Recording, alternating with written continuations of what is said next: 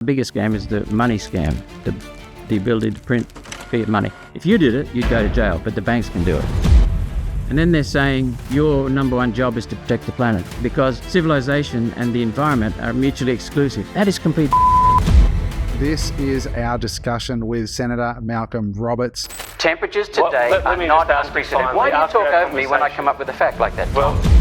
When I first started on this climate scam, I've been taught that science is the basis of engineering. And when I realised that they were telling us that carbon dioxide from human activity was destroying the planet, I went, because...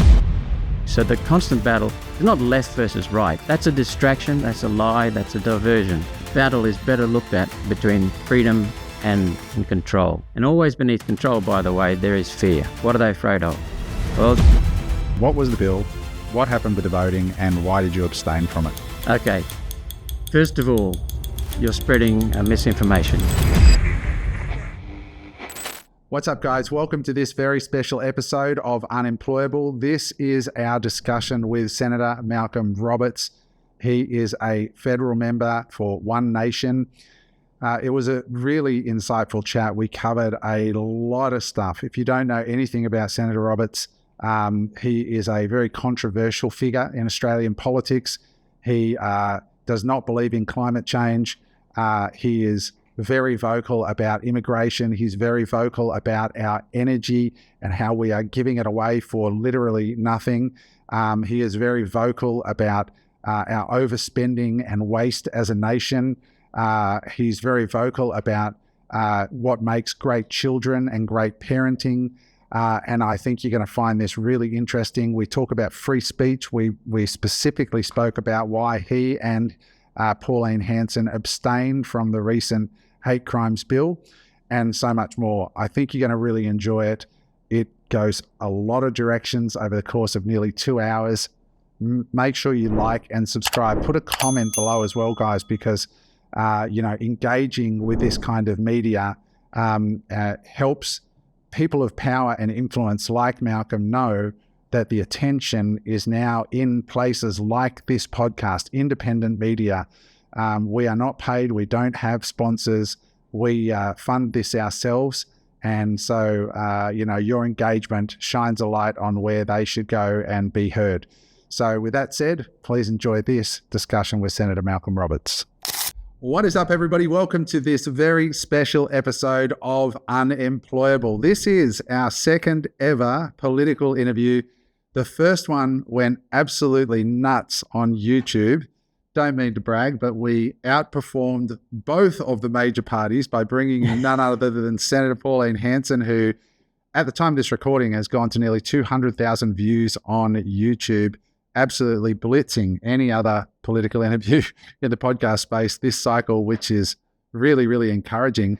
And today we have with us Senator Malcolm Roberts, who is also with One Nation. Now, just for the record, guys, we have invited Albo on, we've invited Peter on, we've invited in a couple of independents. We do have Gerard Rennick coming in as well.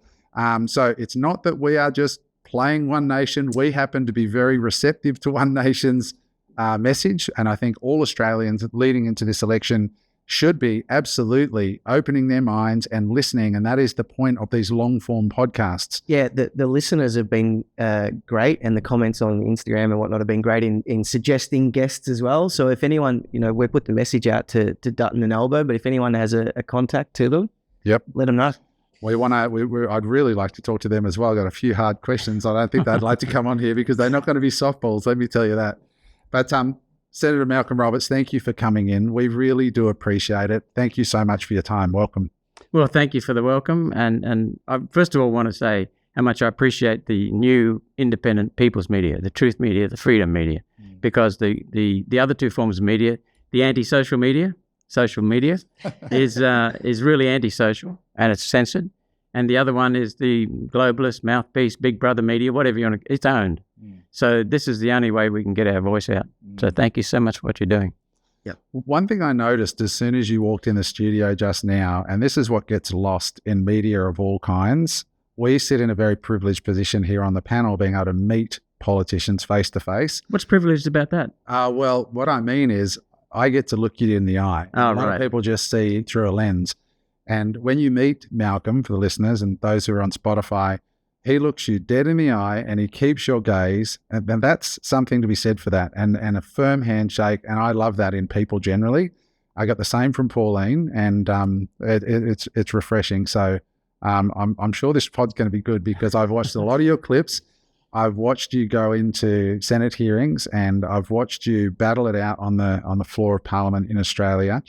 And I'll say to you the same thing I said to Pauline, which was thank you, because we need people like you who are prepared to sit there. And I've watched the smug look on these politicians' faces as you grill them thinking this guy's just a conspiracy theorist extremist, and they're kind of dismissing you. And I watch how you just let it go off your back and you just keep pushing them on the facts, on the point, and you won't let it go. And I think the tide is turning, and I think Australians more than ever are secretly laughing at the politicians who are looking down their noses at you, even though you're a politician, but looking down their noses at you dismissively, like, when is this clown going to stop talking? And the Australians watching are going, Malcolm, keep going, keep pushing these guys, because so much trust has been lost in the last few years that I think there's more swing vote now than there has been for a long time. What's your feeling out there in the electorate as you go out and talk to people? I get constantly bombarded wherever I go. Thank you for what you're doing, and which is really disturbing in a way, because they mean it, and they're saying keep going. But for someone to thank me for doing my job, that shows a few people are doing their job. So it's very encouraging, of course, but people definitely are starting to see that the two tight old parties, the uni party is really just that. They're not alternatives. They're both pushing the same basic policies: immigration, energy, climate. The same bullshit's coming out of both of them. It's really interesting because Mark Burris, who has more subscribers, Yellow Brick Road has more subscribers than the Unemployable pod does, had Elbow and Dutton on. And I think the Dutton podcast got 60,000 views and the Elbow podcast got 20,000 views on YouTube, just YouTube. And ours, I think, is sitting at about 200,000 views with Pauline. Mm-hmm. So with 1/10 the subscriber base. With 1/10 the subscriber base. So yeah, talk us through that a little bit more. Is it come down to people's just frustration with the two major parties, or how do you see it? The vote overall for the two tight old parties, if that's a graph, has gone from 95% for the Labor and Liberal a matter of a few decades ago to now 65% and falling. Mm-hmm. People are swinging. They're starting to wake up. It used to be the days that, I just go in, which one? Labor's not doing a good job, I'll vote for Liberal. Liberal's not doing a good job, I'll vote for Labor. But now they're starting to wake up and really start looking at independents as minor parties. Well, I didn't realise it swung that much. Well, we've got a government, Mark, in Albanese's government, Labor government, that has got less than a third of the vote. Less than a third of the vote. And what people don't realise is that they're in cahoots. That's in the lower house. In the Senate, they're in cahoots with the Greens, which are the most destructive force in this country. Mm. And they have to buy off a couple of independents every now and then to get things through the Senate. We've had 205 bills dragged into the Senate and guillotined. No debate. Or debate shut. Albanese is not a democratic Prime Minister. I'm pretty interested in politics, I must say, and I had no idea that he only had 1/3 of the vote. Just slightly under 1/3. Interesting. Cool. There's so much I want to dive into, and I know from the comments that we've gotten when we've said we've got you coming on and since Pauline's come on, the number one thing that we're getting at the moment, and we won't address it now, we'll address it at the right moment, but for the listeners, because I know they're sitting there going, ask him that. Why did they refrain from the free speech vote, that Bill went in and didn't vote against it? We'll get to that in a minute. Sure. If you're listening, I'd love to get to that. Yeah, so don't worry, guys. We are going to cover that, but I want to set this interview up before we get into the meat and potatoes, because I think it's really important to get some context about you. You were born in Africa, right? India. India. My mistake. Yeah. So born in Bengal, wasn't it? West Bengal. West Bengal. Yeah. India. And you grew up a son of a coal miner. You were a coal miner for a period of time. So maybe just give us that, and you're an engineer by profession. So maybe just give us that little bit of early background, because what I want to understand, I've watched you on many, many clips, and you've got a dog in you that's really strong, and I love that. I'm being called a dog now.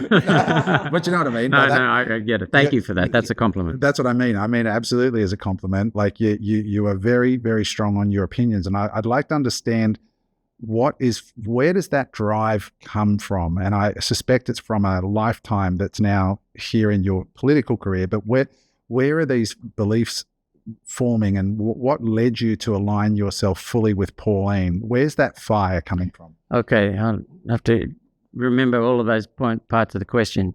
I don't know where the drive comes from. I was born with it. When I was under one, I think I was being taken in Wales with my father's parents, my grandparents, and apparently mum and dad used to take me down a road and they'd take the right fork. This is less than one. And my grandparents took me for a walk one day and they took me down the left fork and I went other way, you know. Wow. So I'm not afraid to speak up. I get a bit nervous, like I'm nervous now. So I still get nervous when I speak in the Senate. But it's like Pauline. The thing is that Pauline does not like fighting. She doesn't like a fight. You can tell it in her voice. I mean, she has first 30 seconds of she's nervous, speaks up with a high pitch, but then she relaxes into it. There's one thing worse than a fight, and that's running away from a fight. And so that's why we're both tentative in the sense that we're not relaxed doing that, but we tell the truth and we've got to do it because I just can't live with myself if I don't do it. So that came from my parents, I think. What else? How did you grow up? Like, where did you grow up where did you grow up? The formative years, Maria Montessori, who's the most powerful, the most eloquent. She's dead now, but she died about 85 in the 50s, I think. She was the most comprehensive understanding of human development and human behavior.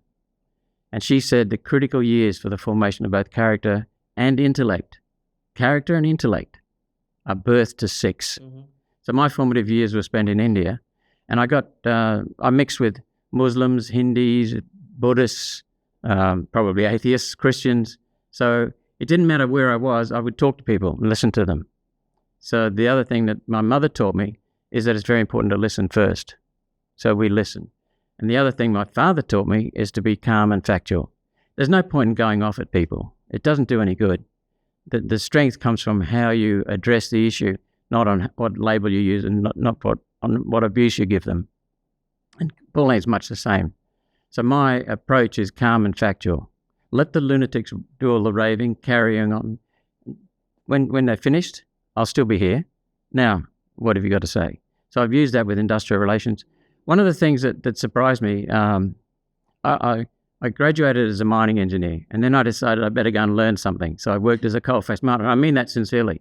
I learned more as a coalface miner because mining is about people and it's about different conditions underground. And conditions can change from like working in a car park, a parking station, really safe, to treacherous within a meter. And sometimes we don't even know it. So you've got to rely upon people, and you've got to develop in people the skills and the accountability to take responsibility for themselves. And that means letting go. So I don't believe in micromanaging. I believe in setting standards, laying down my expectations, and then making sure that people can do their job. Get out of their way, because that's the problem with a lot of managers in Australia. We're rambling a bit here, but a lot of managers in Australia want to tell people how to do things, and they miss the talent. And I guess that's the other thing, that I'm very, very pro-human. We've had our dickheads, we've had our authoritarian rulers, Hitler, Stalin, Maurice Strong, who you might want to ask about, Chairman Mao, Morrison, Palaszczuk, these lunatics. And I mean that, they're lunatics. But the majority of people are absolutely wonderful. Humans are wonderful, and the overriding traits in people are care. You're only here because you care about what's happening to our country, correct? Mm-hmm. And you want to do something about it, and you want to give voice to the majority. So humans are absolutely wonderful, and I've learned, from my mother, I suppose, that's the case. So we can't trust everyone, we can't rely on everyone, but we've got to extend to them an opportunity to use their talents. And that's something that I found very, very important. And I love, when I was managing West Wallsend mine, when I arrived, it was in turmoil industrially. Every night, the evening shift would have a stop work meeting, and decide whether or not they'd go home or stay at work. And I thought, wow, this is strange. Then I realized the previous manager was telling lies. So they didn't trust us. So it took a lot of time for me to go underground, be with people. You can't run a mine from the surface. So one day, after about 18 months there, I was walking out to the car park just on dark. And I remember just thinking, why am I happy? And I turned around behind me and looked at the coal stockpiles, record coal stockpiles, record production, safety statistics that were really, really very, very powerful. And I thought, it's not the record coal, it's the fact that people come to work, get changed, put their mining gear on, and go down the mine and come back out. And not always lack of argument, because we still had our arguments, but they trusted. And people, when they're allowed to do their job, they love doing their job. People are just wonderful. But it relied on leadership not Correct. to lie to them. Yes, and it's not, leadership is not about just saying, do whatever you want. Leadership is about saying, here are the expectations I have for you, and quite often developing those expectations together. But ultimately, I'm representing the shareholder, I'm in charge of the mine, and I draw a line because we did have, when I first arrived there, we did have union delegates who they didn't trust anyone. I had to have meetings with 10 delegates in the room because there were 5 unions, they didn't trust each other, and each union had to bring 2 people because they didn't trust their mate. So that was the level of trust. Yeah, it's shocking. So there were a couple of times when I had to say, that's it, we'll take it to court. And sometimes we just, some people, I'd sack someone. And for example, we sacked 8 people. And after 6 months, all for good documented reasons, and after 6 months, the mechanical engineer came to me and said, I didn't know you could sack people in the mining industry. If you have a reason and you give them notice, and they don't respond, of course you've got to. So it's a matter of building trust. And the union delegate in charge of the lodge, that's the branch at the mine, he actually was up in arms within the first 6 months, trying to intimidate me. So I didn't yell back, I didn't scream, just calm down. When he saw me just being calm, he would deflate like a big bag. And then he was like putty. But he was a good guy. But he had a terrible reputation. And then 2 years later, we went through massive retrenchments in the Hunter. And he came to me and said, what do you need? And we made some major changes that he got into trouble from with his national delegates. So it's just stunning, because that's what happens when trust comes. But you've got to have the standards in there, and you must be prepared to enforce those standards. But you do it responsibly. A politician who's worked outside of Canberra, that's amazing. Well, Pauline's worked outside of Canberra. I know. I was just about to say, trust and leadership is such an important topic, and sometimes when we previously spoken about politics on this show before having a politician on, people would say, why are you talking about politics? We're tuning in because this is a business show. And I think what people sometimes forget is that running a country is the biggest business in your economy. The American government is the biggest business in their economy. The Australian government is the biggest business in our economy. And sometimes it's being run by people who don't have business experience or don't have the trust of the nation. And that's what we're seeing at the moment. You're seeing the Elon Musk thing. I mean, that guy is the world's richest person ever by a long shot. Not because he's stupid. He must know something. And he's getting demonized. And it's like, we had a couple of people in the comments on the Pauline clips say, oh, ask her how her mate Jean is going. And it's like, why do we have that mentality where we're trying to tear down those partnerships? I mean, don't we want the best and the brightest and the most successful to help in whatever way possible, even if it is people who've had previous business experience coming into politics? Don't we want that? Boy, there's so much in that, Mark. I strongly disagree with you that government is a business. Governments should be there to create the environment so you can go and invest and do your job. That's what it is. What we've got now is governments in control. And governments have long been, whether they're democratic or monarchs, a monarchy or a republic, and we are basically a republic, but I diverge and come back to that. Governments have long been a source or a vehicle for people to control others, whether they're in government themselves or whether they're puppets for people outside. Our country is being destroyed. It's not being governed. It's being destroyed. And so that you're right that most people in politics don't understand business. They don't understand that you have to create an environment. You know that if you create a shitty environment, your people won't respond. But I turn up to work, you turn up to work, everyone turns up to work with a heart, a mind, and a pair of hands. And that's basically the physical, the mental, and the spiritual or emotional. And you've got to get people engaged. And how the hell can investors get engaged in this country and create new employment when they're having their electricity sector destroyed in front of their eyes? And based on a lie. How the hell, when government comes in and mandates so many things that are destroying our productivity and destroying our productive capacity, how the hell can you get investors? What happens is you get foreign investors in because they're not paying tax. Many of them, they're not paying company tax. So you, as a family person, I assume you're a family person, you're paying tax to keep these bastards here. And you know, the government, so I'm rambling a bit, but government is not a business. Government is an enabler and should get the hell out of the way and create the environment, create the tax. The most destructive system in our country is the tax system. So if you don't like the analogy that the government is like a business, what is the answer to allowing government to more properly govern?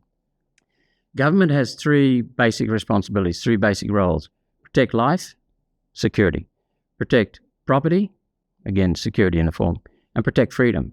Because one of the things that is really one of the things that's really disturbing me is that, well, I'll tell you a story. I've been chasing this climate fraud since 2007. And I went around the country, quite often met up with Bob Carter, who's dead now, but he was a professor, climatologist, paleoclimatologist, wonderful man, retired, doing this work voluntarily just like I was. And one day he said to me on a break, "You know, mate, this is the biggest scam ever." And I said, "Bob, it's not even close." And he said, "What do you mean?" And I said, "It is a big scam, but a far bigger scam is the money scam, the ability to print fiat money. If you did it, you'd go to jail, but the banks can do it." So he said, "Oh yeah, you got a point. There's no doubt about that. That's a much bigger scam." And I said, "But there's a bigger one. That's the anti-human scam." The Club of Rome in 1960s started pushing the anti-human scam. They did it subtly and by saying, your first duty is to protect the planet. And everyone, oh, yeah. It's not. Your first duty is to enhance your species, contribute to your species. And the species, first of all, we must realize the truth about species, our species. Our species is not lazy, incompetent, dishonest, irresponsible, uncaring. We are the complete opposite in all of those things. I'm starting to get a bit head up because it's passionate. We are destroying these people. From this age, we're telling them they are incompetent, dishonest, lazy, irresponsible. Their species doesn't care. Got to protect the planet. So that's destroying the future leaders of our country. And then they're saying your number one job is to protect the planet because civilization and the environment are mutually exclusive. That is complete bullshit. If we want a future as a civilization, we have got to protect the environment. If we want to protect the environment, we've got to have civilization. You go to any country in the world, Mark, and you will find that the countries that are developed have a cleaner environment and are more aware of protecting the environment. And so it's not a matter of saying environment or civilization, because some of these people who are pushing climate fraud want us back in the dark ages. It's a matter of saying we want both because they're mutually dependent. And so your job is to enhance the human species, that as a member of our species. But to do that, you have to protect the environment. So what I'm saying is it should be a very positive, very wonderful message. And yet our kids are being bombarded, our adults being bombarded with decades of bullshit about how we're a bad species. There's so much in that, but it's you can just see when you've got the kids destroying artwork and tying themselves to different things and cutting bits of pieces off themselves and just doing crazy things. And it's like they didn't just wake up one day and decide to do that. It's social conditioning that's led them to believe that that's the way to make a difference in the world. And anyone with a few years of maturity realizes that's not how you inflict any change. Even if you do believe in climate change, that's not how you make change. It encourages virtue signaling, because what they're doing, Mark, when you look at it, they're always creating a victim, the left, and then they becomes a perpetrator. So you're a white male. You're a perpetrator. And that's what they've done deliberately, so that they can set us up against any minority group they want to. Constantly apologizing for turning up anywhere. Call to country and so on that happens at all these major sporting events. What's your position on that? I don't need to be welcome to my own country. And I know a lot of Aboriginals say exactly the same thing. They say it's rubbish. See, that's my point as well. And I say to people, like Mark's child, his little daughter was born here in the same way the first Aboriginal child was born here. So why is one more entitled than the other through spiritual providence that they turned up on this land? Right? Why should one have to do that? And I don't get it. And it's her home. That's not saying that we shouldn't care for the native Australian Aboriginal people and with them we shouldn't provide them services and programs. That I just think that the two things are not, they get conflated together and they're two completely different things. One is, like you said, is the virtue signaling that creates this negativity or this pessimism. Which is ruining the country. Which is ruining the country. It's creating divide. Well, look at our NRL. Look at our AFL. The elites in both those codes are Aboriginals. The proportion of Aboriginals in the country is about 3%. And so it's now climbing to about 5%. Because a lot of whites are registering as Aboriginal, right? I'm serious. Yeah, because of the incentives. That's true. But in the AFL and the NRL, it's way above 3%, way above 5%. If you look at the Parliament, it's 11% Aboriginal or part Aboriginal. So when we say the Aboriginals need help, no, don't set them apart from anyone else, because what you're actually doing is saying you can't get on without that. We've got Warren Mundine, we've got Nampa Jimpa Price, we've got Karen Little. Who are wonderful, wonderful humans, wonderful contributors, wonderful Australians. They don't need help, and they will tell you they don't need help. But what they want is a fair go. And what's happened is, it's again the same thing, wealth transfer. Government is there to transfer wealth illegally. And so what they do is they set up the inferior people, and automatically Aboriginals then start being bashed with the fact that they're, with the nonsense, the myth that they're inferior, which is a terrible way to try and help people.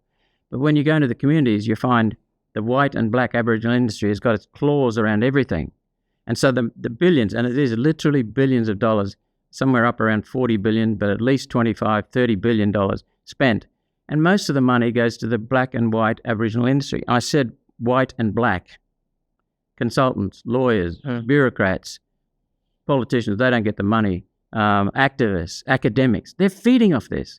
And you walk into the communities, and the people in the communities, the Aboriginal communities, the remote communities say, why don't we get any help? No, and so the other thing is, I was told by a councillor up in Bardu Island in Torres Strait, he said, mate, that the people on the Closing the Gap gravy train do not want to close the gap because they get money while the gap is there. We have gone backwards in the gap in the last few years. It's kind of like the NDIS service provider, isn't it? Yeah, it is. But think of the people that are missing out by the white and black Aboriginal industry stealing that money, misappropriating that money. We've got white and black people getting very, very wealthy, but the people on the ground not getting it. Mm. Yeah, well, that's anywhere.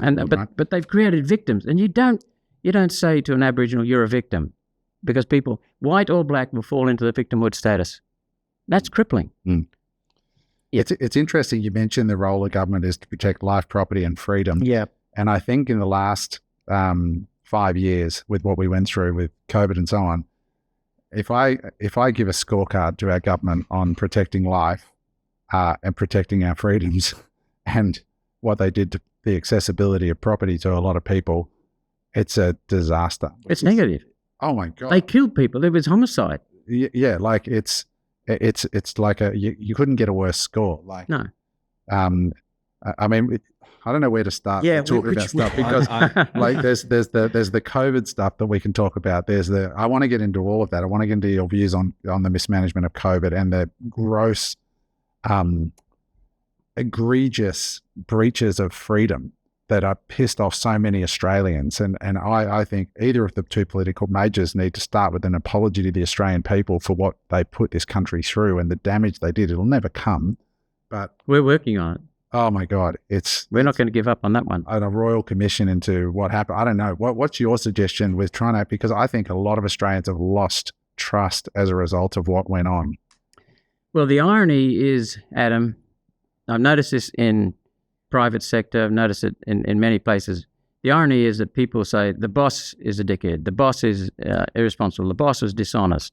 You can't trust politicians. Then where do they turn when something goes wrong? They become dependent on the boss. They automatically genuflect to the boss or the politicians. That's one of the fundamental problem.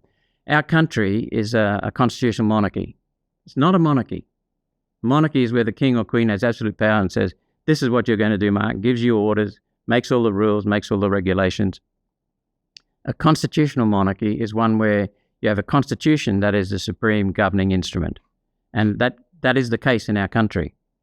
And the monarch in our country, and I think it's I used to criticize the monarchy because I don't believe people should get a title because of their parents. No, but then what I've realized is you look at the alternative, a president, and quite often that's based on corruption. Who can spend the most money? I'm not saying that about Trump. Trump is wonderful, but so a constitutional monarchy, we've got the king or queen of Britain acting as our monarch under the Constitution. Their role is prescribed in the Constitution. They're subordinate to the Constitution. They have to serve. And Queen Elizabeth did a marvellous job of that. Their powers are in reserve powers. If something happens, then they can do this.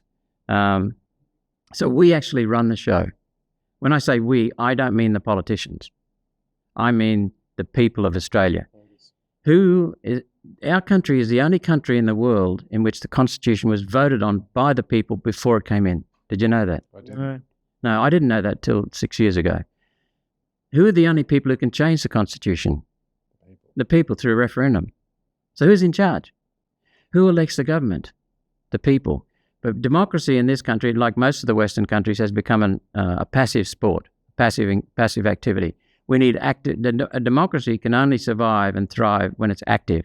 So I'm not just talking about voting. I'm talking about being pissed off with the parties, with your representative, making sure that they are representing you properly, holding them accountable. That might mean letters. It might mean turning up to their office. Well, it's the freedom to be able to have the conversation. And, one of the things that really just has killed my faith in our leaders is these misinformation and disinformation bills and all these bills that they're just trying to ram through to stop people like us simply speaking about our thoughts on what we think the problems that Australia is facing. You can't even question. You can't even question, let alone think. And that's a really scary place for me. I think that freedom of speech, we can jump into that quickly, because in order to have a functioning democracy, you need to be able to speak and share ideas. Yep. And if they are successful, and that you've done a wonderful job of highlighting the fact that they will sneak through what appears to be a harmless thing that nobody could vote against, like, for example, the misinformation and disinformation. Who could go against that? Yeah, or children accessing social media. Like, we all, of course, worry about kids' addiction to social media, and it's hard to vote against. NDIS, right? What politician in Australia can get elected by saying we should stop funding people with disabilities because it's so unpopular to defund that? I'm not saying we should defund it. I'm just saying it's a very difficult bill to overturn because of the nature of it. But if we can't speak, and so just to finish that point, they sneak these bills through, and then we lose this freedom, and then they use it as a Trojan horse kind of thing. Free speech, I'd love to hear your thoughts on, in your language, the importance of free speech and how that's under threat right now. And then I want to actually ask you the question about why you guys abstained from the vote, even though I know, and many people know, that you are pro-free speech by a mile. We're the leaders in that fight. We are the absolute leaders in that fight. Why is it so important for the average punter out there? Why is it, like I said to Pauline, why should a Pakistani immigrant be funding your defense against that Pakistani minister? Like, why should they care about free speech even if they really disagree with what you said? Well, let's go right back to basics. Our universe is based on freedom. It evolves freely. Nature is free to do whatever she or he, whatever you want to call it, wants to do. And it evolves freely. The universe is free. The stars are free. The planets are free. Animals, plants are free. The universe is based on freedom. It's a model. We are not part of the universe. We are of the universe. We're one with the universe. So we are inherently, when you were born, you were granted every freedom there is, just by being born. And people have long for the human condition, the ego, wants to come along and have control over you. So the constant battle is not left versus right. That's a distraction, that's a lie, that's a diversion. The battle is better looked at between freedom and control. And always beneath control, by the way, there is fear. So people who seek to control are afraid. What are they afraid of? Well, there are many things they're afraid of. But let's go to have a look at freedom. Let's go beyond freedom of speech, Adam. Freedom is in freedom of thought, freedom of faith. You can believe whatever you want to in terms of religion. Freedom of speech, freedom of association, who you mix with, freedom of exchange, who you exchange agreements with, who you trade with, freedom of movement, freedom of political assembly. There are so many freedoms. There's about 10 of them. I can't remember the rest of them. But that is what freedom's about. It's about liberty. And as the American Constitution or the American Bill of Rights says, liberty and the pursuit of happiness. It's fundamental to people. And that came from the universe. It came from, I happen to think there's a God. If you don't, it came from the universe. It came from God. You were born with it. And the human condition is a fight to try and take some of that away from you. Yeah. That's what it is. It's a battle between control and freedom. So the primary freedom, the one I missed, how could I miss it, is the freedom of life, the right to live. Okay, and that's being destroyed in our country and many Western countries. So the primary freedom is the freedom of life, the freedom to exist, and the primary vehicle for that is freedom of speech. So you can do all the other freedoms come from that freedom of speech. So that's why freedom of speech is so important. It ignites everything. Yeah, and people say, even my wife, when I speak to her, she goes, I think that hate speech thing is good. People shouldn't be able to say horrible things. And I'm like, no, because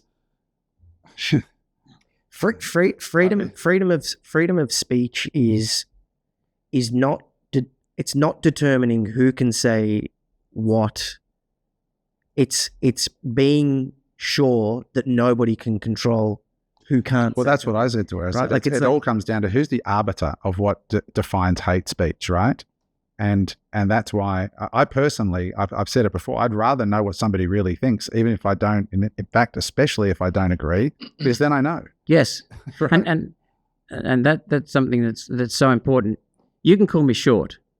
Now, you can call me a runt. You can call me any kind of name you want. You cannot give offense. I can take offense. That is my choice. There's nothing wrong with being short, right, Mark? It's the best thing in the world. I mean, we're actually not short. We're normal. These bastards are tall. He's dodging a bullet. I'm in between. Don't know what's in the water for these other guys. Yeah.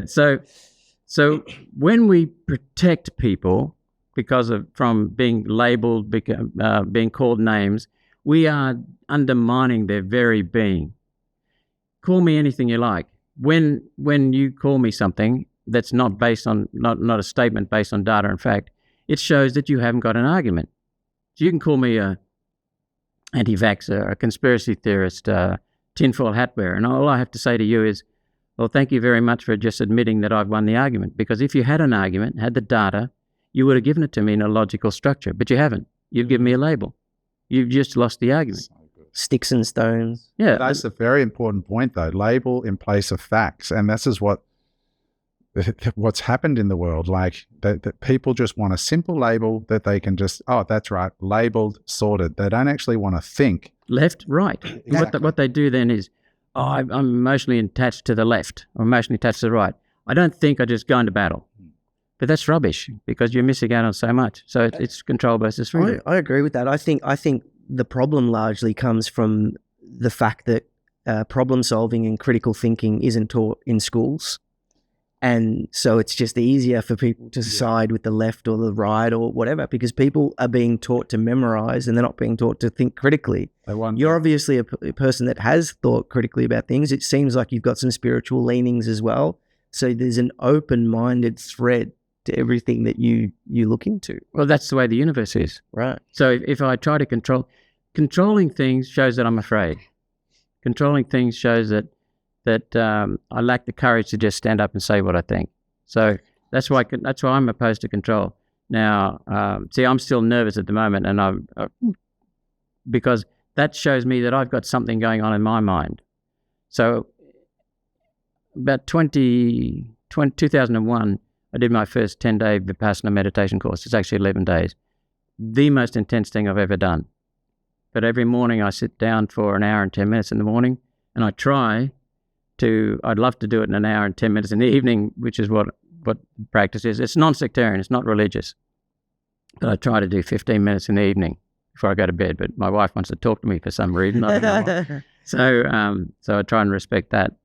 But when I first did Vipassana, I was very fit, physically able, very strong, no fat on me. But it was the most intense thing I'd ever done.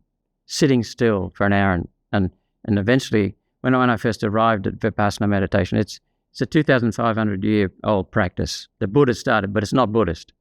He said this is wonderful practice for just developing consciousness, and it's a very simple meditation. There's no rituals or anything like that. It's just being with your.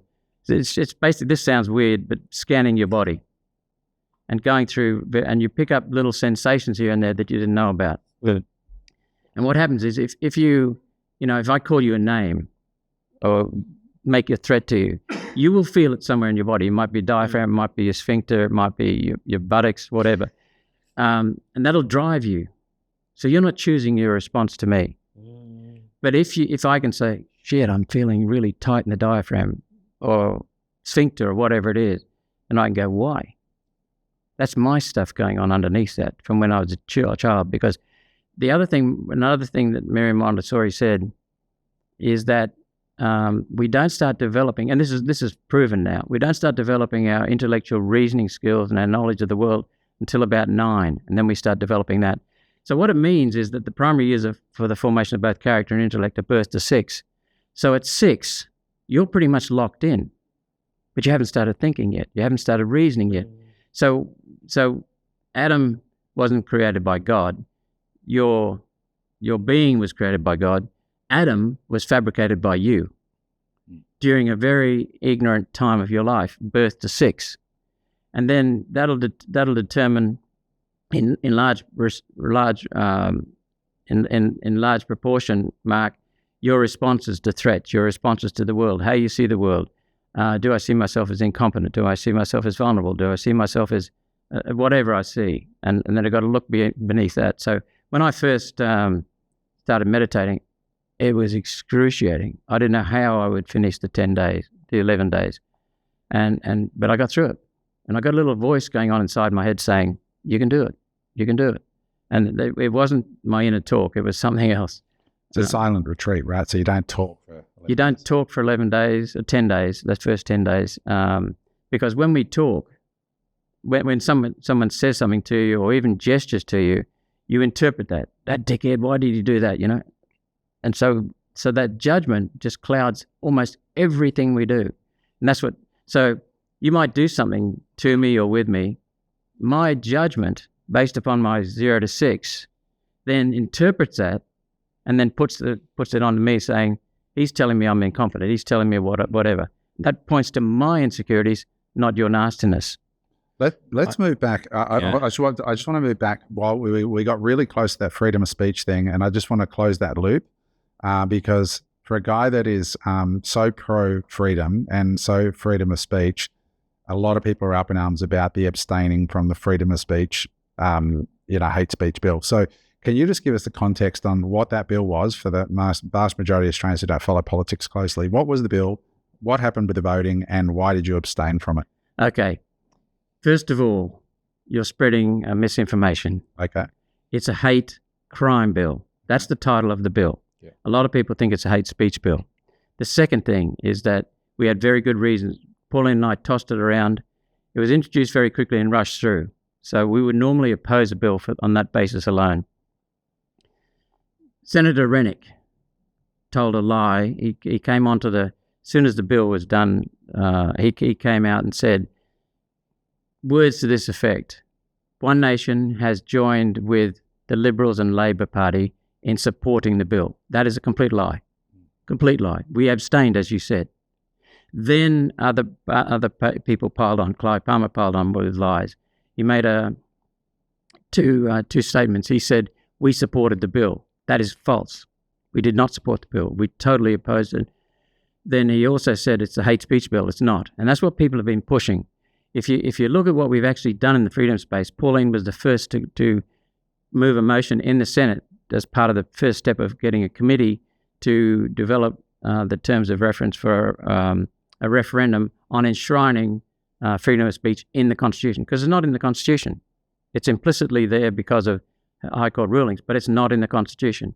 And what happened during COVID fraud was completely wrong.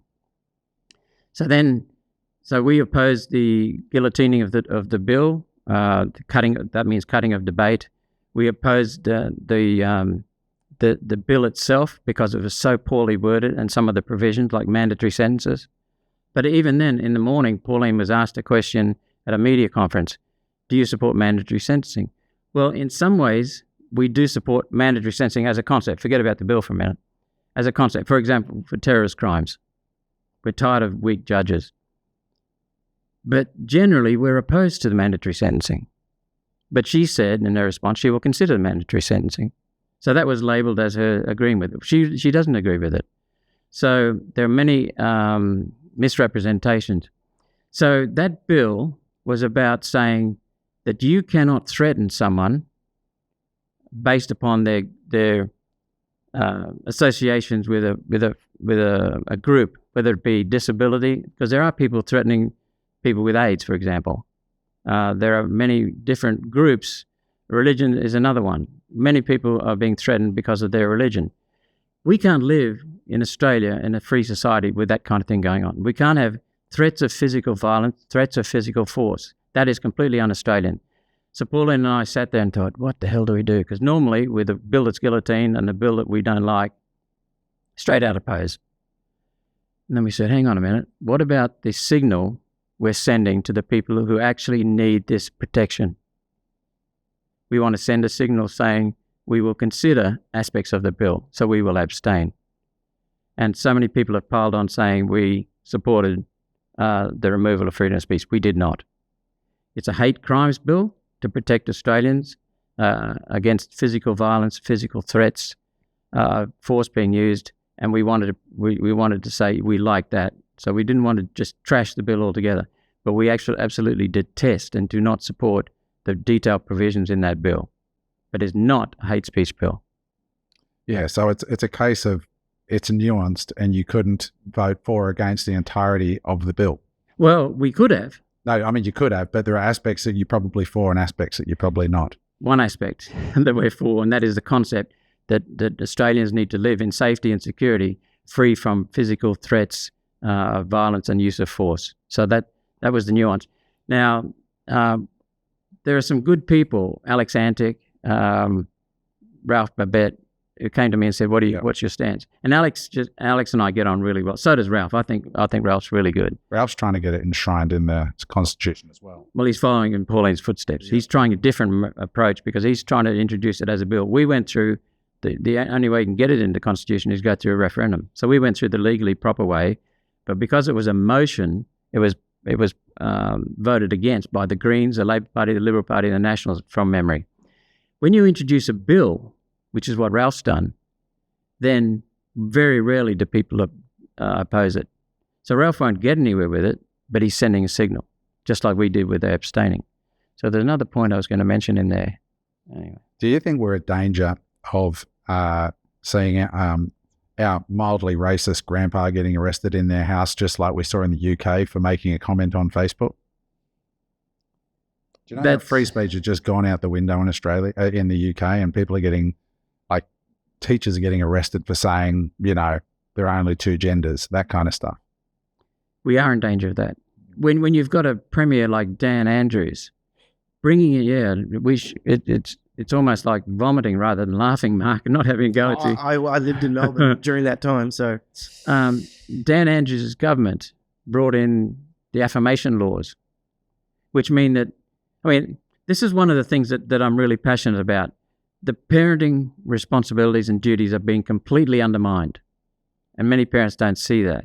They're being done subtly but pervasively, just like so many other things. So if I had a son who was, 4, 5, 14 years of age, and he came to me and said, "Dad, I want to be a girl," I'd say, "Mate, first of all, that quite often happens it's not uncommon for that to happen in adolescence. People just going through lots of changes hormonally. So let's sit down and talk about it." That's what he wants. He's upset about something else. So you don't change the topic. You just say, let's discuss it, connect with him, listen to him, support him, say he's okay for doing that, and then get to the bottom. And the only way you can get to the bottom of that is by listening to him. He needs to feel heard. And quite often, he will just say, nah, it's not really, If it persists and it's really strong because he's being indoctrinated at school, which is the case in many, many occasions, then what you might do is bring in some counsellors. But it's your job to protect him, rather than just say, "Yeah, mate, cut your dick off." Or to a girl, "Cut your breasts off." Yeah. That's wrong. Now, if you stand up and actually have that conversation with your child and question your child's desire to change sex, then you are guilty of not affirming their desire, and you can go to jail in Victoria. You can go to jail. And yet imagine so what happens is a lot of parents, and I mean quite a few parents, are afraid, not only because of that, but because of the gender transformation has become a cult. As gender dysphoria is a completely natural thing. People are not happy with their gender. So let them work their way through it. By the time they get to 18, certainly by the time they get to 25, they say, "Oh, geez, I'm glad I didn't cut my dick off." But the other thing is, there are only two genders, two sexes, male and female. With a male, you've got XY chromosomes. With a female, XX chromosomes. You cannot change that. So when you affirm someone and they cut off their bits and pieces, you're trapping them in something they're not very comfortable with at heart. And the majority of the suicides come from people who were told, "It's okay, Adam, you can reverse your transition." It's a complete lie. You cannot reverse your transition. You are buggered for life. Because while the critical years for the formation of both character and intellect are birth to 6, in adolescence we go through myelinization of the brain. Enormous changes going on, the physical changes as well, but also mental changes. You start playing with that, with puberty blockers and estrogen and testosterone, you're going to screw up with people. You can, and then when they're wanting to have kids later, they might come back to being the gender they were in the first place. Even if they haven't cut their bits and pieces off, they can't have kids. I think what you're saying as well, and what I've heard a lot from people in the know, is that when we're going, like you just said, scientifically, when we're going through that age, we are unsure about ourselves. Yeah. Not just our genders, we are just unsure about ourselves when we're going through puberty. Yep. Right. And so you're flooded with hormones. All these hormones, like when a woman is pregnant, she's flooded with hormones, and her mood may change because of the hormones, whatever those moods are, positive or negative. The same thing happens when kids are going through puberty. There's a whole bunch of changes that are going on internally, leading us to be unsure about what's happening and who we are. The fact that that's been linked to gender seems like like more fashion than it is science. You nailed it. That's exactly what it is. But there's also like, how can people say that I want to be considered a cat, or I'm a furry, or like that's preference. I think we're moving out of this madness, to be honest. Yeah, we are, and Trump is a big part of that. But the point is that it is normal, like you were saying. Yeah, and if you look, Adam, at what happened in the Senate, the Greens first started talking about this madness. And what they do normally is they not only talk about the madness, but they then say, if you don't agree, you're they demonize you. What is it? Transphobic. Transphobic. Label you. So you want to shut up. Well, I realized very early, and I was the first one to speak out consistently against this. And what happened was the Greens would have 4 or 5 speakers speaking for it, and I'd oppose it. It's that time of year again at Unemployable, where we're opening up our Unemployable business coaching program. It's over a 12-month period, and with that, you get private one-on-one coaching, group coaching, as well as private and live events throughout the year. You could get private coaching with me, and not only me, but our panel of experts that we have put together. These panel of experts have been in our network and are the exact people that we use in our business successes.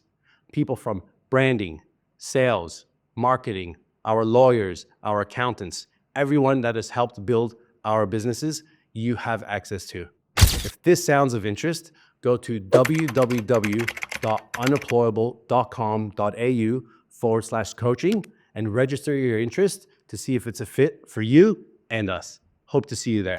And then bit by bit, more jumped in. Canavan, Rennick, Antic, Hansen, a very big one on this. We had parents coming to see us. Babette was another one. And the last time this was raised in the Senate, it was to do with a bill that we co-sponsored to stop the federal government spending money on any attempts to change gender. And I spoke first. And I said, I looked across at the Greens and said, you're the people that are causing kids to suicide because they changed their bits and pieces, and then they realize it's not reversible, and they commit suicide. And that was the first time they had been accused of suicide, causing suicide. And Nick McKim came up and he jumped up and he spoke a whole lot of horseshit. He just went off. His speech was so embarrassing that I posted it on my website. They have no facts to go by. And he was the last of the Green speakers, one speaker, and then up came the others on our side. So we had 5 speakers against their 1. So we had reversed the tables. Now, I'm not trying to claim sole credit for that, but initially people were afraid of speaking up against it because they'd be labelled transphobic. You had the Australian New Zealand Psychologists and Psychiatrists Association come out last year and saying affirmation is the completely wrong treatment for gender dysphoria. Well, hello, where were you for the last 10 years? But they waited until we gave them space to be able to say that. So a lot of doctors were bullied and intimidated into it because they'd be called transphobic if they didn't just go along with it. Just to be clear as well, I'm not saying, and I don't think you're saying, that gender dysphoria doesn't exist. We're agreeing that it exists. We're saying it does exist. We're saying that it exists. We're saying that affirmation is not the correct way. Treatment. Yes. And it became very significant when some of the gender clinics in overseas were shut down. Were the largest in the world, I think, was Tavistock in Britain. That have been doing things automatically, and they have now got a large class action suit against them. Sweden, I think, Finland, they're shutting these clinics down. And what we're doing is opening them up in this country. So it's also important to understand, Mark, that there is a tiny, tiny, tiny proportion of people who are hermaphrodites. They've got bits and pieces of both sexes in them. So but the way to look after them is not to pillory and confuse other kids. The way to look after them is just understand them and love them and respect them as humans. That's all people want. Yeah. You mentioned earlier trust in leadership. Now, where do you feel at the moment in Australian politics that trust is being broken and leadership is lacking? I know you probably have a long list, but what are some of the top things that you're seeing? COVID, the anti-human lie, the belief that government can solve everything. Every major problem in this country, Eric, comes out of Parliament House, Canberra. Every major problem. There are a few that come out of the state parliaments, but the federal government worsens them. There's another one, climate. That's a lie. We have. I've done research on climate now since 2007. I've got an incredible colleague just south of Canberra. His IQ is off the scale, but more importantly, he's very, very practical. He's the sort of guy who says, I think I'll build myself a magnetic levitation train. And you're going, what? And he doesn't mean he'll buy a few parts off eBay and assemble them. He means going to his lathe and making them. This guy is off the scale when it comes to intelligence, but he's very, very practical. He loves research. He's just inquisitive. He's been that way ever since he was a boy. But he researches nature. He researches food. He researches climate. So when he saw me flogging away on this thing, he came and said, I'll help you. He developed computer programs. He's a computer programmer, but he's also a wonderful human. He's a Renaissance man. He can dabble in everything. He wrote programs to go into major sites around the world and scrape their climate data out, all legal. Scrape that climate data out. He's amassed 24,000 data sets on climate and energy. Not only does he do that, he then goes into statistics book and work out ways of assembling them, combining them, mixing and matching them. And Mark and Eric, there is not a single climate factor, temperature, rainfall, drought, severity, duration, frequency, storm, severity, duration, frequency, anywhere in the world that shows there is a change in climate. Why are they pushing it? Control and wealth transfer. What they want. And if you look at Maurice Strong, I wouldn't mind talking about him in a minute. Maurice Strong is the father of global warming in the 1970s. And then he became the father of the transformation to global climate change. They're pushing it for control and wealth transfer. They want to control how we develop and what we can and can't use. They're wanting it also for funding the United Nations budget. At the moment, the United Nations relies upon donations, grants from member countries, particularly the United States. But what they want to do is develop their own budget so they're independent. And that's what carbon dioxide taxes are eventually meant for. But they also want to look after parasitic billionaires and corporations that are going to feed off this. The major banks, Bank of America, Merrill Lynch, Rothschild's Bank in Australia, their advisory boards included, what was her name? The previous CSIRO chief executive. Conflict of interest. But the banks were looking at huge money exchanging carbon dioxide credits, money and wealth transfer. And what you've got, and then these are not just my words, these are the words and admissions of the senior UN bureaucrats, including Cristina Figueres, who was head of the United Nations Framework Convention on Climate Change, UNFCCC. She said this is about transforming the global economy, the economic world order. And what they want to do is bring in socialism. Maurice Strong, as I said, he fabricated this. Incredible intellect, incredible manipulator of people. He said he had two aims in life. One is to put in place an unelected socialist global government. These people are not our friends. The second one was to de-industrialize Western civilization. Get rid of these things. Get rid of our technology. Get rid of this. Get rid of what we're seeing around us. These people are anti-human, and their practices and their words are showing that. So it's all deliberate. Like if I wanted to Google, is that true? Those were his two aims in life. Where would I find that information to confirm that? I've forgotten where I found it, but I checked it myself back in around 2007, 2008. The guy's name is what? Maurice, Maurice. Yep. Strong, Strong. Yeah. So verify, guys. Go out and look this up yourself. Yep. And try to dig to this. Don't just listen to Malcolm or us. Go and do the work. A lot of people give us flack about not fact-checking it, but really, like you were saying earlier, the responsibility is on the list. So this is a pretty evil dude, right? Well, he is a very evil dude, but very, very slick. He was, Maurice Strong the most, where do you start? The most significant thing, you look up until about 1850, just in the middle of the start of the Industrial Revolution. Prior to that, our species was scratching around in the dirt, subject to famine, subject to all kinds of variations in weather, right? Very vulnerable. Then we developed hydrocarbon fuels, coal, oil, and natural gas. They're not fossil fuels, they're hydrocarbon fuels. They're combinations of hydrogen atoms and carbon atoms.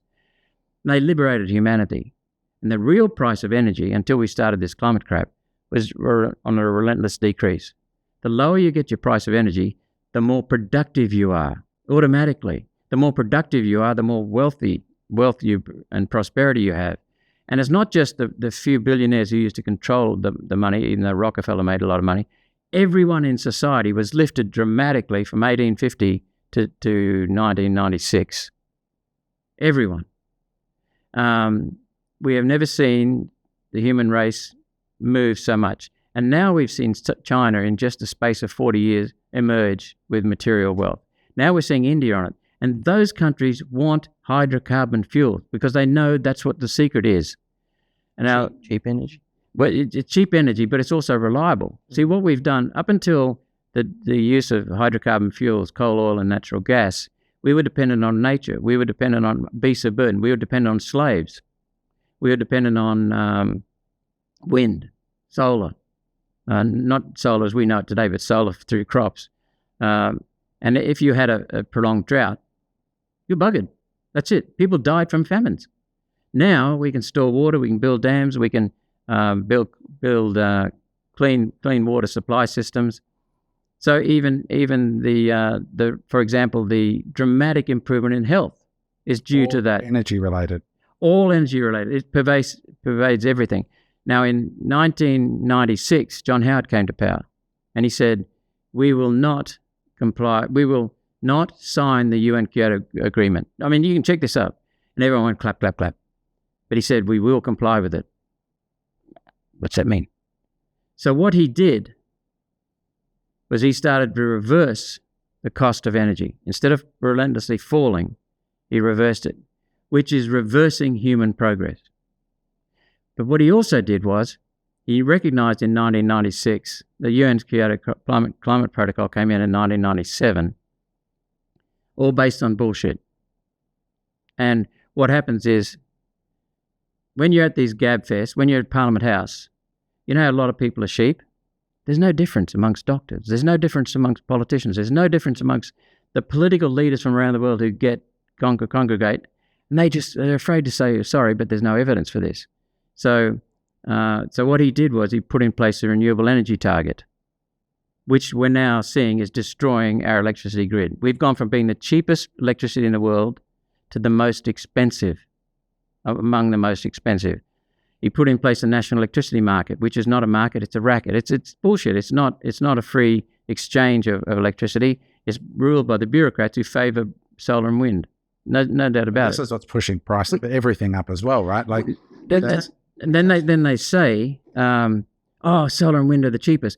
Well, why have we got record amounts of solar and wind and our prices are the highest they've ever been? Every country around the world, if that's a graph of electricity price and percentage of solar, as you get more solar in, you get a higher price. Every country that's done significant changes. John Howard brought that in. But here's what he did. The Liberals are supposed to, one of the things that they will die on the hill for is secure property rights. Because that's fundamental to responsibility, fundamental to innovation, fundamental to human progress, fundamental to development. Property rights are absolutely essential. Well, John Howard said, his government said, people are not ready to buy off in this carbon dioxide trading yet. It's a tax. And for the UN. So what he said was, what his government said was, let's put in place credits for that. So instead of shutting down our factories, our cars, our trucks, our farming, our power stations, what we'll do is we'll go to the UN and say, mate, if we stop the clearing of land, that will save trees so they can absorb carbon dioxide. So would you give us a credit rather than shut down carbon dioxide production? We will stop the clearing of land. To do that, he had to confront Section 51, Clause 31 of the Federal Constitution, which is that if you interfere with someone's rights to use their property, you must pay just terms compensation. Now, at the same time, the states do not have that protection. So what John Howard did, it's all documented. He went to the states and said, "Can you stop the clearing of land? You won't have to pay compensation," because Howard was looking at $100 to $200 billion of compensation for the farmers. And they did that. Peter Beattie's written about it. He was the premier at the time, and Queensland, and Bob Carr was the environment minister or the premier at the time in New South Wales. So here's a key plank of liberal philosophy, protecting property rights, being completely trashed. So you think of it, a farmer buys a farm. He's got the right to clear the land because he wants to go from beef farming to a more value-added, like wheat or something like that, whatever. Just, he can't do it without getting permission. And that is the destruction of property rights. But it wasn't just in the farms, it was in the towns. We've got a guy up in Brisbane, I know his niece, and he's getting on in age, and he said he wants to sell his blocks of land. He's got a major site for development. So the city council came in and said, "Yeah, you can sell them, but you'll have to give us this area for a park." Now, I don't mind that the park's being created, but you compensate him for it. You know, you don't steal land off people. In Mossman, a fellow in Mossman in Sydney, he told me that there are regulations in the Mossman City Council that say you've got to have a certain percentage of grass or bush in your property. You can't concrete it all. If you want to concrete it, go ahead and concrete it. You know, so if you affect the drainage and affects a neighbour, then you have to wear the costs of that. But you know what I mean? Property rights are fundamental. Windfall tax is another one in Victoria, the windfall tax, like in taxing property. That's another way of stealing property rights, isn't it? Yeah. They just tax people on the Gold Coast. If you're on level 5 or above, their rates are up 40%. One of the things that got the most attention on... Did I answer your question, by the way, about the hate crimes bill? You did. Yeah. Okay. Yeah. And, you know, that's right. I started just before we go on what you're talking about, Mark. So I mixed with Ralph Babette and Alex Antic in particular, and Ralph said to me, "What are you doing on the bill?" And I said, "Abstaining." He said, "Oh, mate, you got to oppose it." And I said, "Yeah, there's grounds for that." And I like Ralph. I was seriously considering opposing it. And I remembered the conversation we had with Pauline. I was umming and ahhing. So it's not an easy thing to do, because we also opposed all of the guillotines and we supported the motion that failed to extend the debate, because that was what we're really after. We were after better debate, better examination of the bill. The Labor Party, combining with the Greens usually, and often with the Liberals, in this case it was the Liberals, guillotined 205 bills as of now. No debate. No debate. No or minimal debate, just truncated debate. So what I'm saying is, quite often we would say, just oppose it. But we had to send a signal, Pauline and I. We're not afraid to be the only two. We're not, because we had to send a signal, and I've had people walk up to me and say, "We understand what you did. Thank you." Because it means you're protecting our security. I think this is why podcasts and this new medium of media, like you mentioned at the start, is so important, because, you know, I even responded to Pauline about the bill and on X, and she responded, and I still didn't quite understand it. Yeah. But hearing you speak about it today, it's helped me to understand that there's parts of what is in that bill that you support, and that's that everybody should feel safe from threat. The other thing, Mark, is that on the morning of the day of that bill being voted on, we released a suite of policies, and I'm happy to talk about them later, but they're very comprehensive, and they're all about putting more money in people's pockets, because we are going through a hell of a tough time with families and singles and small businesses in this country, and that needs to be addressed.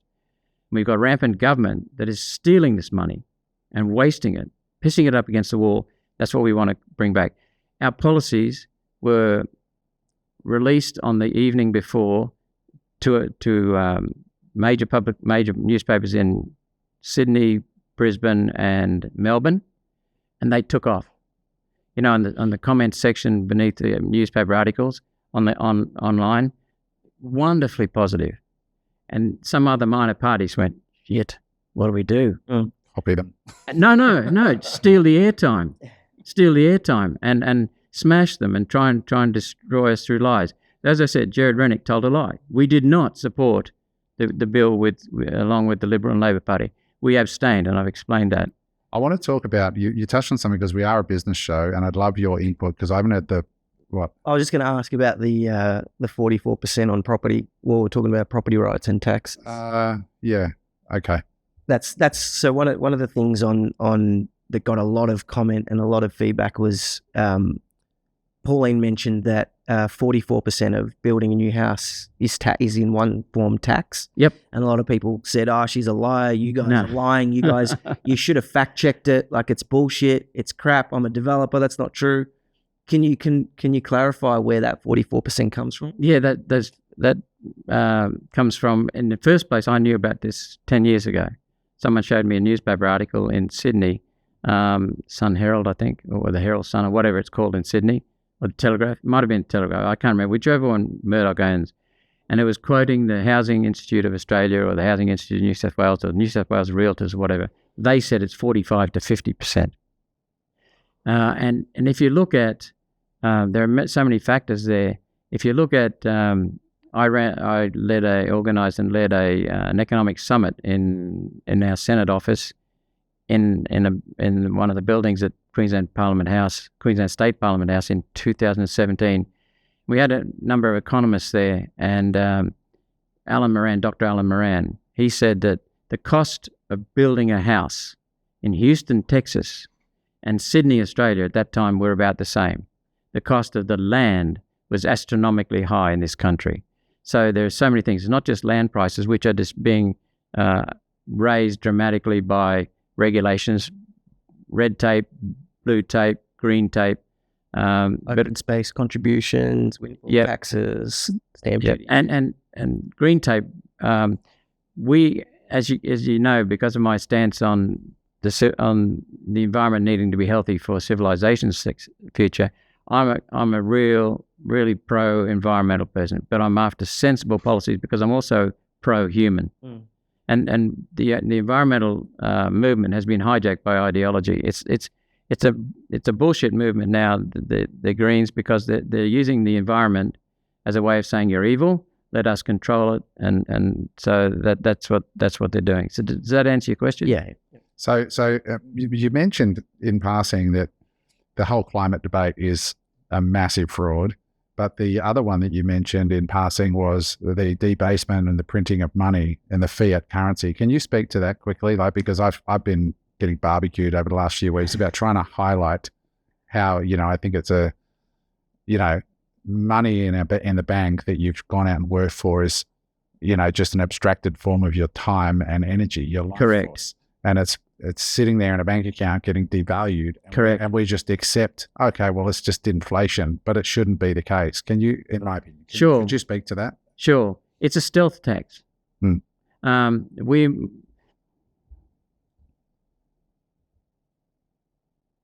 Yeah, I'll come back to that.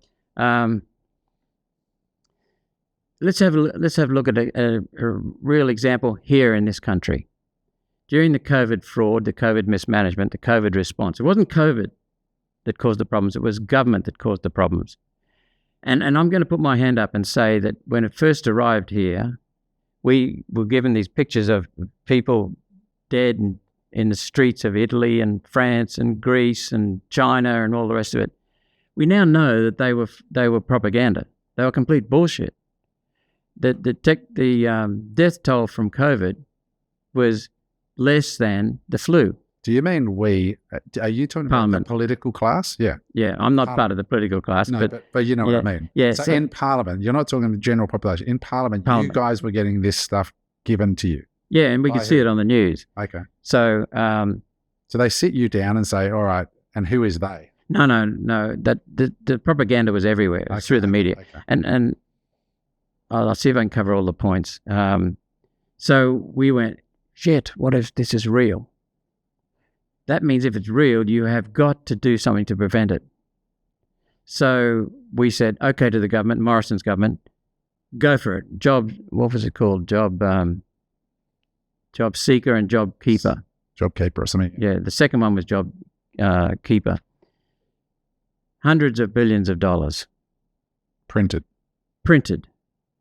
And if people want a source of the printing, there are many, many very good books, credible books that discuss it. Henry Ford, who was no slouch, he was a well-known businessman, he said if the people knew what was going on with their money, there would be a revolution by morning. One of the best places to hide something is on people's noses. Let them have a look at it every day. They get so used to it. This has been happening since 1913 with the Federal Reserve Bank, which is privately owned. That's another fact. But I asked a question of the Reserve Bank of Australia governor at Senate estimates, and the deputy governor answered my question. I said, is it true that money is basically printed? I can't remember my exact question. And he said, and electronic ledgers. And he said, paused. And he sort of thought about it. And he said, yes, Senator Roberts, electronic journal entries. Yeah. So yes, it is. So what happens is they don't have any assets at stake. They just make an entry in a ledger and then they give you the loan. And when you default, you lose your asset, but they haven't got anything at stake, just reserves. And they're fabricated. So yes, it's very true. Now, if you have a look at what Morrison did and the Reserve Bank of Australia during COVID, they flooded the joint with cash. We told them that will lead to severe inflation. No, it won't. Well, it did. And then we had Chalmers come in as the Treasurer and Albanese as the Prime Minister and continuing to hand out cash. And that's what perpetuated inflation. So what's One Nation's view of Bitcoin? We don't have an official view of Bitcoin. I'm still doing my research on that. At the moment, I would say, and I've read one book on it, I'm about to read another, and I've listened to people. There seems to be, I'll see if I can put my thoughts together on this. There seems to be genuine merit in it. They're worth exploring. There seems to be, what's attractive to me is I can't understand this yet to put my finger on it, but it seems to be, it's a way of bypassing central banks, which I love. I don't love central banks. I love the bypassing of central banks. It makes money honest again, because with printing of money, money is not honest. With gold standard, the money is honest, but people are telling me that Bitcoin is like the gold standard. So I'm really keen to learn more. Trump sent the right signals about that, so maybe that's correct. What was the other thing I was going to say? It takes it out of the hands of the central bank and puts it in the hands of the people, which I love. But that's right. The other thing is, I've got a very good I've got fantastic staff, but one of them is an economist by training, but he's practical. He's run businesses. He's not just a theoretical economist. He said Bitcoin at the moment is still highly volatile. And so he said, do not buy Bitcoin in one hit, because you could buy it up here and lose your money. He said, buy it on weekly installments. And he said, then you'll average out overall. But he said, dollar cost average, yeah. Yeah. The one book to read is the Bitcoin Standard. That's the Bible if you want to learn that space. And we always talk about money printing and debasement. And there's a really, really good book by Lynn Alden called Broken Money. And it just talks about the history of money and how, it's a very abstract thought, money printing. Right? Is that Lynn? Lynn Alden. Yeah, I've watched her half-hour video. There was nothing there new. A couple of things that were new, but when I first started on this climate scam, because as an engineer, I've been taught that science is the basis of engineering. So I understand what science really is. And as a mining engineer, I had to keep people alive underground. That meant ventilating mines. That meant not understanding atmospheric gases. And when I realized that they were telling us that carbon dioxide from human activity was destroying the planet, I went, bullshit. Because the level of carbon dioxide in the atmosphere is 0.04%. And somebody said, oh, yeah, but one of the, you can have that much arsenic in your food and you'll die. And I said, yeah, but this is not a chemical effect. This is a physical effect. 0.04% of the Earth's atmosphere is not going to cause any problems. We now know that's true because if you look at what they're telling us about climate is that we're causing an increase in levels of carbon dioxide, which is causing heating. Now, what we need to do then is stop the production of human carbon dioxide, which is cut back on livestock, see the control of food, cut back especially on the use of coal, oil, and natural gas, cars, etc. Now, we've had 2 natural experiments on that. What they said was, if we cut back on the use of these fuels, we will do that to our production of to the level of carbon dioxide in the atmosphere. Well, the level of carbon dioxide in the atmosphere has been going up, but that's controlled entirely by nature. So let me explain why. In 2009, we had a severe recession around the world, almost a depression because of the global financial crisis. So when you go into a recession, you use less hydrocarbon fuels and you produce less carbon dioxide. So what happened to the level of carbon dioxide in the atmosphere? You'd expect it to go like that. It didn't. That's what they told us. It went like that, continued increasing. And then in 2020, we had the COVID near depression around the world because everyone shut down.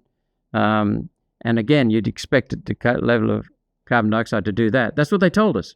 It did that. There's not even an inflection, because people don't realize that, according to Henry's law, the oceans control the level of carbon dioxide in the atmosphere because the oceans have in dissolved form 50 to 70 times more carbon dioxide than in the entire atmosphere. Wow. And that's from the United Nations figures themselves. So what it means is that if you have slight increases in temperature, carbon dioxide gets released from the oceans. If you have slight decreases in temperature, carbon dioxide gets absorbed into the oceans. So that's what controls it. And you can see every year there's a seasonal level of carbon dioxide in the atmosphere. And it's fascinating. It's just... We're running out of time. So Eric, I'd love to just run through before we finish, and I'll get Eric just some of these policies that you and Pauline announced from, it looked like you're in Parliament House when you were at the press conference. I'd love to run through those quickly. So that if people are thinking of voting for One Nation, you can run through the reasons why before we wind it up. Do you have a question, Eric? Yeah. Earlier you mentioned people saying thank you, keep going, job well done. And Pauline Hanson said the same thing off camera. But she's a walking logo. Yeah, they see the red hair and just flock. Yeah. But she says that it's not reflecting in the voting booths as much as she wants. Why is that? 2 reasons. One is that people are ingrained to vote like mum and dad. If their mum voted Liberal and dad voted Liberal, they vote Liberal. If they vote Labor, they vote Labor. That's entrenched. Another part of that, Eric, is that the media, you watch, it's already started. They will focus on Labor, Liberal, Labor, Liberal, Labor, Liberal, Albanese, Dutton, Albanese, Dutton, Albanese, Dutton. They're indoctrinating people to think that they're the only 2 choices. So if you don't like Labor, vote Liberal. So that's what's going on. We also saw in the Queensland election, for example, Labor has been so bad in Queensland that they just barely got in 2020 because of COVID, because when they had the COVID mismanagement, people thought that Anna kept us safe. Complete lie. But that's what they did. So they kept her back. If COVID hadn't happened, she would have been out on her ass. In February of 2020, she was gone. So people are misled.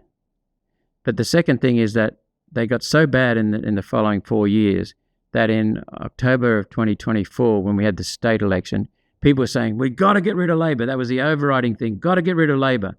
So people walked into the ballot box thinking, can't have Labor back, can't have Labor back. So I'll vote for the other guys, the Liberal Party. So I saw time and time again, people would walk out of the polling booth and say, voted for you, Malcolm, love your work. I put One Nation number 2. Put Liberals 1 because they were scared. So what we're saying to people is, we understand you don't want Labor back, and I think the same is with Albanese. For goodness sake, vote conviction, because we've got so many people who are saying One Nation's policies are the right ones for us. Vote conviction.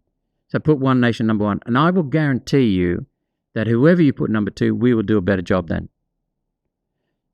But then the second thing is, okay, now you're worried about Labor getting back. All you have to do is put Liberal before Labor.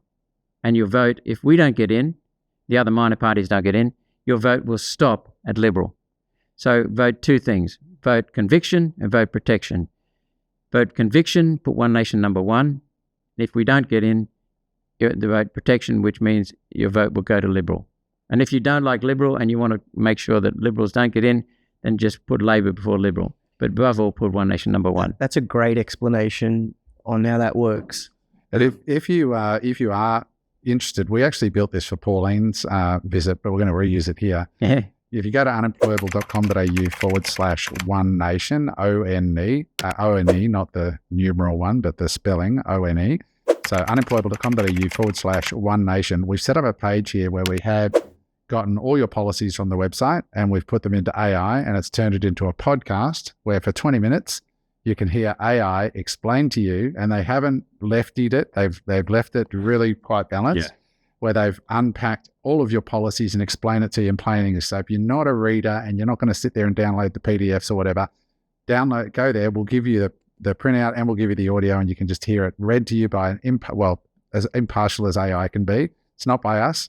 It's by AI, and it'll give you a rundown of all their policies for free. Just go to our webpage. The key thing is that, as I said earlier, our policies have been costed. They're based on budget costs, based on Parliamentary Budget Office estimates. The key part of it is putting more money in your pocket. And where do we get the money from? We get more than enough. We get $40 billion to put money into people's pockets. And the things we're doing there are productivity enhancements, like cutting the cost of fuel, which is in everything. Through that. That was cool. So 50% fuel excise cut, wasn't it? Yeah, 26 cents a litre. 26 cents a litre. And you're delivering that by cutting the fuel excise for the first 12 months of your elected straight away. Yeah, I'm working on getting Pauline to make that 3 years. Okay. That'll send a stronger signal to the Reserve Bank. These policies, the Reserve Bank will love. So that's one. Getting older people back to work who want to be in work. Well, there's a really powerful one called income splitting. So if a male and female, or husband and wife, or spouse, whatever, partner, whatever you want to call it, if one of them's working and the other one's not, looking after the kids, then you can combine your income and divide it by 2. So that dramatically drops your tax rate. So that will, for a typical family on an average income with one stay-at-home parent, that will save about $9,500 to $10,000 a year. Yeah, so it brings a threshold, I think, before you pay taxes up to $35,000. Yes. Lower. Well, that's for the self-managed superannuation. Oh, sorry. Yes. Yeah. Okay, yep. Yeah. So income splitting is one. Yes, and the other thing is cutting the electricity prices because of at the moment, coal is being smashed. It's causing destruction of the coal boilers, the generators for electricity, because coal is meant to be stable baseload power. It's being switched on and switched off, and that's destroying it. So there's nothing cheaper than coal anywhere in the world. That's why the Chinese are wanting it. We produce 560 million tons of coal roughly a year. Chinese produce 4.5 billion. Wow. And they're heading for more, and they're heading for 5, and they're importing out. So coal is not dead. The forecasts for coal are dramatically increasing. We are shooting ourselves in the head economically in this country. So what we want to do is change the national electricity. What we will do is change the national electricity market rules, which govern the allocation of electricity, rather than being artificially favouring solar and wind, which destroys coal, makes it uncompetitive. We want to just let the cheapest go. And one of the things we hear over and over and over is we are just not getting anything for our resources. What's your plan? Yes, we want to put a tax on production and exporting of natural gas. At the moment, Norway does that. Qatar does that, and they get so much money from doing that. Norway gives it to a wealth fund for their citizens. Qatar, I don't know what happens to it. But in our country, Bob Hawke and John Howard, Labor and Liberal, basically gave our gas away. And what we want to do is tax that based upon volume of production, not on profit and loss. Because as you know, with profit and loss, you can make it anything you want. Exactly. So you can cut your tax dramatically to almost zero just by allocating costs to foreign. So you're basically proposing to tariff it, right? Yeah. Yeah. So you would tariff it so we get paid for it. We're in a crazy situation, Adam. I'm told that the Japanese import our gas. And resell it. Well, not only that, but they import our gas and they charge their importers $3 billion as import duty. And we get sweet FA. Mm. But think about that. We have got the world's largest tax evader in Chevron, basically an American company, taking our resources and paying zip. And John Howard introduced the exporting of that gas. He authorized the exporting, his government. Prior to that, Bob Hawke changed the petroleum rent resources tax. It sounds wonderful. It guaranteed that they won't pay any tax. So they're both parties are doing it, and they don't want to tax it. We also want to get a pipeline across the country because we know that our Northwest Shelf gas can be converted to liquid fuels, diesel and petrol. We can be self-sufficient. Okay, guys. JFK said every country gets the government they deserve, which is, we live in a democracy. You can vote, actually, guys, and you know how to vote if you like what Malcolm's saying. Anything else? What else are you guys going to get stuck into to put more money back in our pockets as a nation and as a people? I've got here some notes. NDIS, Medicare fraud. Fraud is huge in NDIS. Fraud is huge in Medicare. Well, there are 4 components, as I said. The first one is putting more money in people's pockets. So the second one is, where do you get the money from? Third one is, the money that we can get from shutting down waste and duplication in the federal government is around about at least $90 billion. So that means $40 billion to put more money in people's pockets. That leaves another 50. So another $20 billion a year in investing in infrastructure for the future productivity and the future wealth. And the rest can go off to paying the debt. Because at the moment, we have got a debt of about $800 billion, $860 billion. In 2026, 27, that will be the interest payments will be the largest single budget item there is. That's if NDIS doesn't go rampant. So where are we getting the money from? From shutting down government waste and duplication. Shut down, abolish the climate fraud department, the climate change department, because that'll save us at least $30 billion a year. Then all the regulations, the subsidies, all the rest of it go to that. And it'll free up the price of electricity, and reduce the price of electricity dramatically, and it will also get the government the hell out of interfering in people's lives. The government, through the climate change, climate fraud policies, net zero from the United Nations, Paris Agreement for the United Nations, which both the major parties are pushing. What we will do is take the government out of every aspect of your lives. If you look at energy, it's in everything. The second thing is the health, education, housing under the Constitution are state government responsibilities. And when you have states, this is really important. When you have states being responsible for something, then they compete on being better than other people. That gives us accountability. So what happens is if New South Wales does a better job on education than Queensland, people will actually leave Queensland and go to New South Wales because you've got choice. So when you've got no choice, you've got no accountability. So at the moment, the federal government has come in. John Howard again introduced the national curriculum, which has come in from the United Nations. That's why our education standards are plummeting, because there's no accountability now. Because when the federal government has the curriculum, there's no competing curriculum. So federal waste in duplicating the state and then on education and health and aged care and housing, that'll go. That saves billions there. We also want to abolish the federal government looking after, well, no, they don't look after, they destroy. The federal government Department of Aboriginal Affairs, all the racket on the white and black Aboriginal industry. And instead we would fund grants to the local communities, bypass all the white and black Aboriginal industry. There are other departments. NDIS, bring that back into shape. That's a real disaster. And because massive. Well, not only is there so much fraud going on, Adam, but people who deserve care are not getting it, and people who are not entitled to it are getting huge amounts spent on them. providers are just milking it. A lot of providers, I've just heard story after story. You know, I didn't learn about this until yesterday. I haven't checked it out, but we had two really well-spoken, a man and a woman from one of the, they're privately owned, but they're one of the biggest providers of NDIS care, right? And they're Australian, and they employ employees.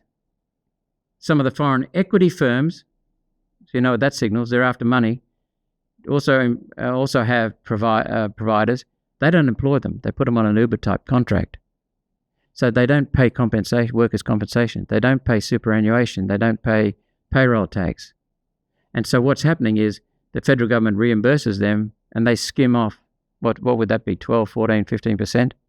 And that's going straight overseas. It's rampant. But there's a lack of accountability. So these guys were telling us, I forgot what I was going to say about that, but it's just rife. I learned so many new things just when listening to these people, and we thought we'd done our research on NDIS. It's just being rorted. But the important thing is it's got to be brought into control, because if you don't, the people who need care won't get it. That's the sad irony of the whole thing, is that's what always happens with these things, is the scammers get paid, and the people who actually need it end up having to jump through more hoops, and they're already under enough stress and duress. It's the mismanagement of the program. It's always problematic. It was brought in by Julia Gillard to try and win an election. She brought in the Gonski report, which was for education. She brought in the NDIS just to get headlines for an election, and they had no meat around the bones. And the Liberal Party came in, what do we do with this? And then they became paranoid about fraud, because it's approaching our military budget, isn't it? Yes. Yeah. I think it's above. It's above the military budget. I think so. Isn't that the two biggest line items, NDIS and interest repayment? I think you're right. Medicare, welfare, social services would be up there somewhere. Spending as much in the vicinity of what it costs to defend the country on disability support. I mean, that to me is like, that just does not sound correct. Well, the numbers don't make It just sense. doesn't work.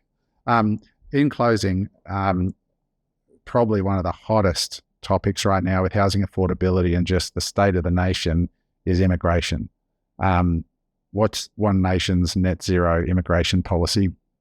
Zero net, I call it, because net zero. Sorry. It's carbon. Net zero is the carbon dioxide scam. Yeah. Zero net is immigration. What we want to do, I'll make these very, very clear. There is no bigger threat to the housing prices, no bigger driver of housing prices, which are now at record levels and unaffordable for many people, and also rents, than immigration.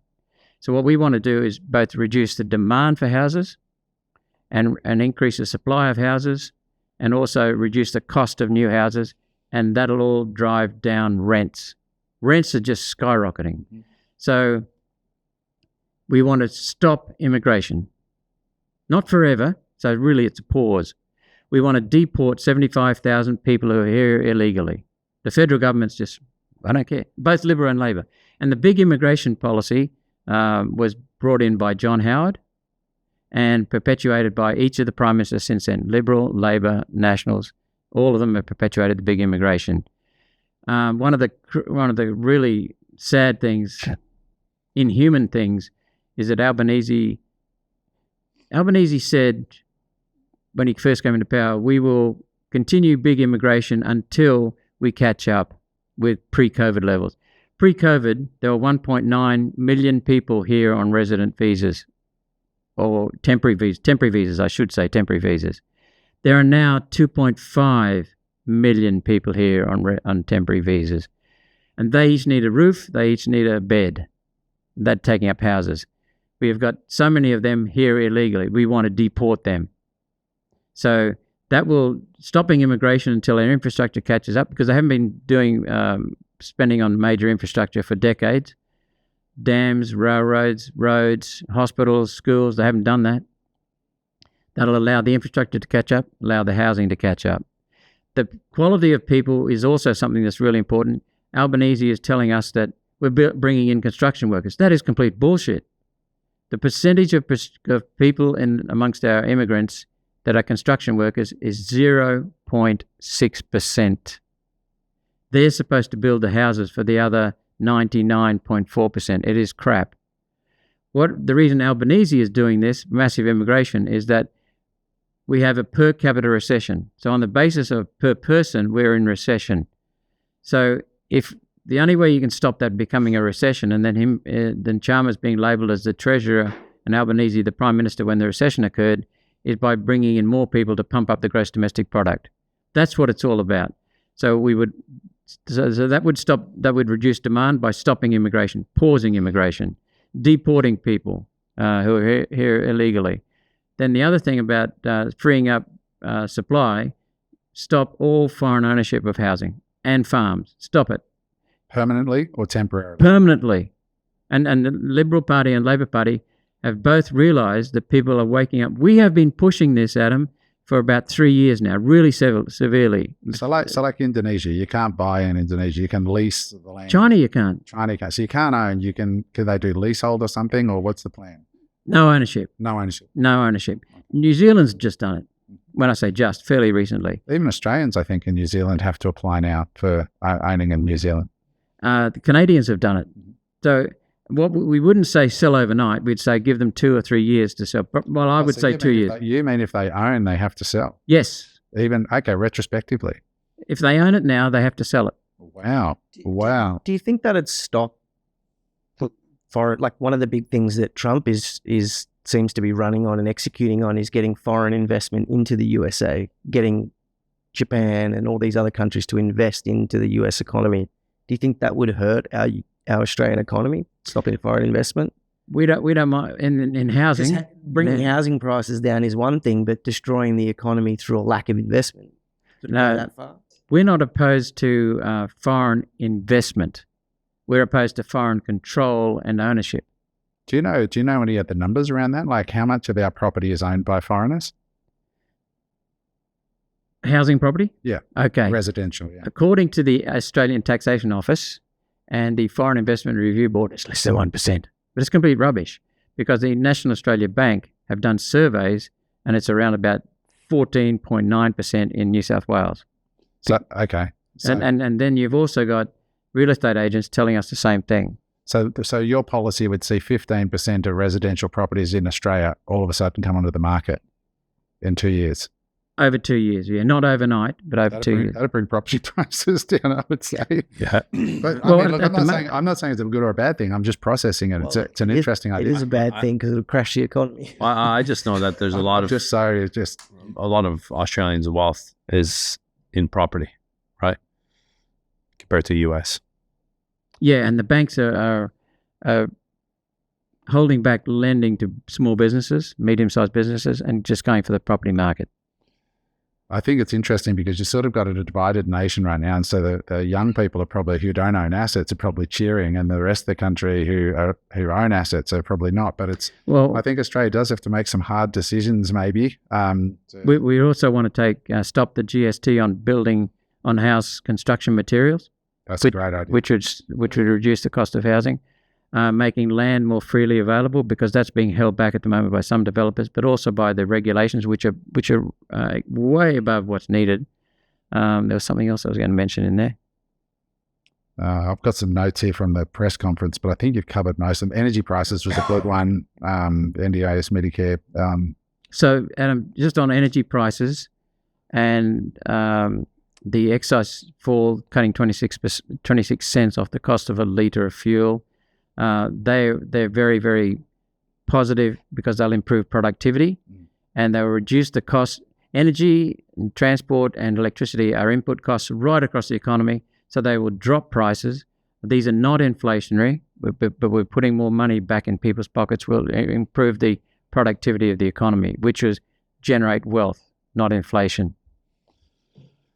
Senator Malcolm Roberts, it's been an absolute pleasure listening to you and hearing your ideas for the country. And I really just want to say thank you on behalf of us and all the listeners for taking the time to actually have a long form discussion. Yeah. And all the work that politicians in this country do. I think it's a tough job and you cop a lot of shit and the pay's not that good. So you must do it and it's really clearly evident here, you do it because you believe in the country and you want to make a better place for us here.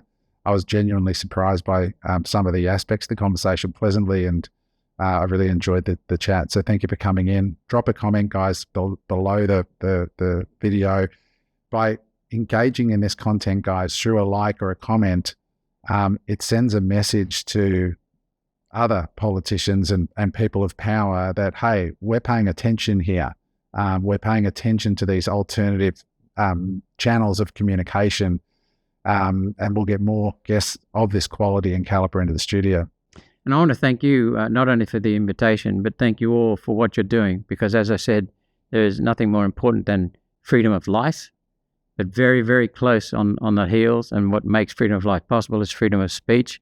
And the only way to avoid the direct and also the implied censorship of the mouthpiece media, the globalist Big Brother media, is free, independent podcasters, because that's the only way to get real opinions and facts out.